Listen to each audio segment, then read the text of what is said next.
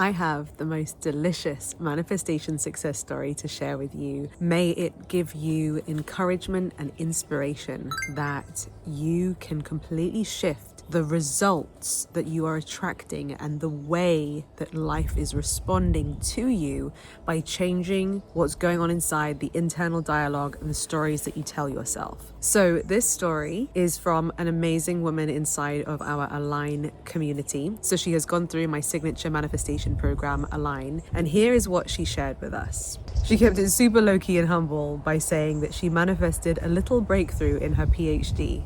Whereas in my opinion, this is a huge deal. So she says, "Hi everyone. So for context, I am a PhD student in astrophysics, and for the entirety of my PhD, I have been struggling with low self-worth and fear of failure. This put me in a sort of freeze state where I was constantly procrastinating and having negative self-talk. Now, in my final year, I decided enough was enough and decided to turn things around, starting with my mindset. And to help with this, I signed up for this course. Recently, I had a discouraging meeting with my supervisor that felt patronizing. I actually wanted to ask her if I could apply for a conference I was interested in, but decided against it after how the meeting went. But what I noticed was, instead of the usual negative self-talk, I went into self-soothing mode." So happy to hear this. This is one of the things we go deep into inside of Align. "I reminded myself that every single thing I experience is a reflection of what I feel within. And that if I wanted to, I could reframe the patronizing meeting into one where my supervisor was just trying to be helpful. This takes a huge amount of strength and letting go of ego and letting go of victim mentality to reframe something this profoundly. And then I worked on my research and got some ideas from a senior colleague that got me really motivated. And I just envisioned a series of events that would lead me to go to the conference after all. I didn't even fully believe I would go. I just made peace with it. I literally thought to myself when the doubts came up, I don't care, but in this moment, I'm going to relish the feeling of going to the conference.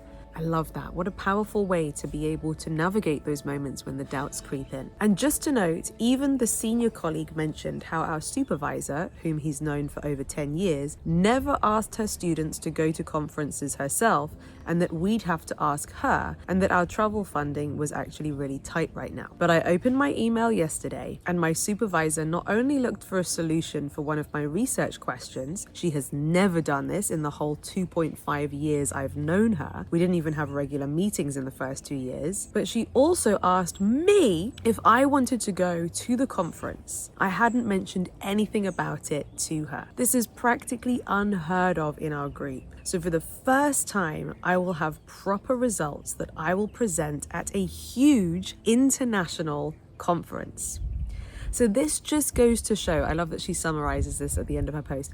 This just goes to show that it doesn't matter how impossible our circumstances seem. It's our inner dialogue and beliefs that play out in the end. I'm more motivated than ever to keep pursuing my goals despite how impossible the situation seems.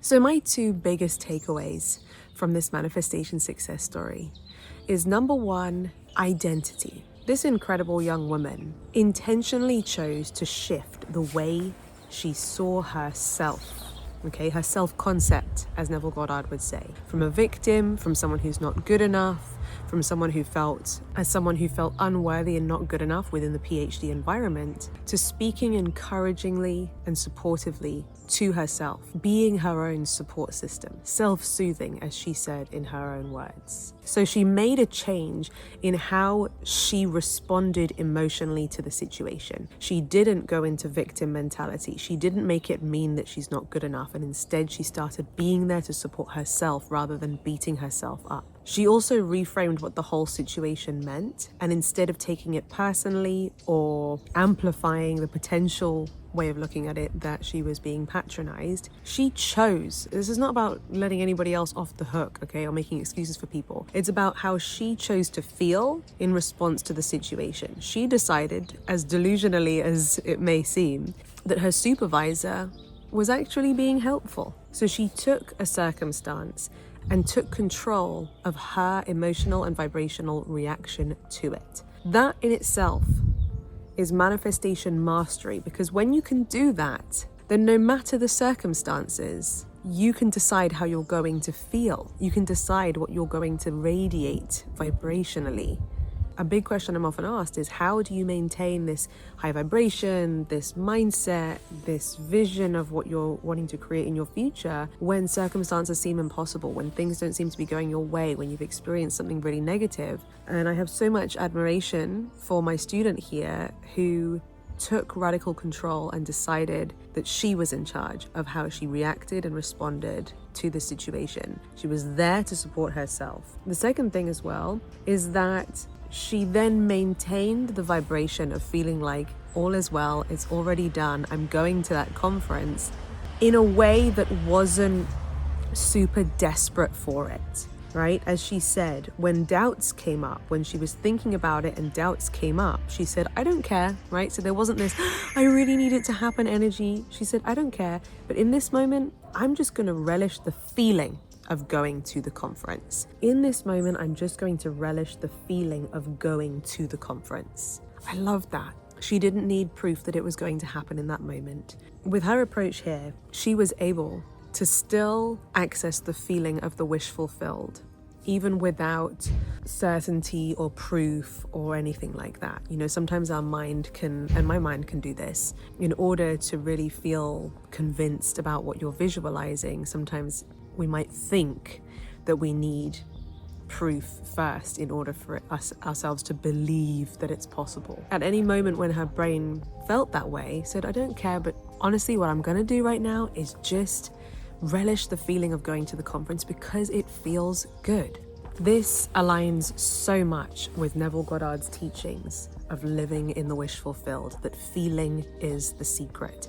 People like Garen Jones, one of my mentors, who was literally in prison, chose to feel like a free man inside of that prison, chose to do things that brought him joy, that brought him a sense of feeling free.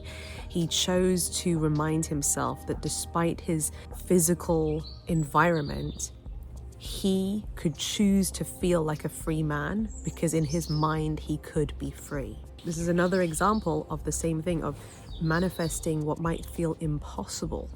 Yeah, because you can just choose to relish the feeling, even if your physical environment could quite easily cause you to be overwhelmed with, your current reality. So I hope this manifestation success story gave you not only inspiration and hope and motivation, but also a real tangible example of how you can live in the wish fulfilled, even when your current circumstances may be very distracting or may be affirming the opposite of the outcome that you want. By the way, if you would like to join us inside of Align, my signature manifestation program, I'll pop the link down below for you to take a look at everything that you get when you are part of Align. The waitlist is open, and when you put your name down, you'll be the first to know when the doors reopen again. If you enjoyed this video, make sure to give it a big thumbs up. If you're listening on podcast, feel free to leave a 5-star review. Join us by subscribing, following on whatever platform you're on. Thank you so much for being here. Until next time, bye.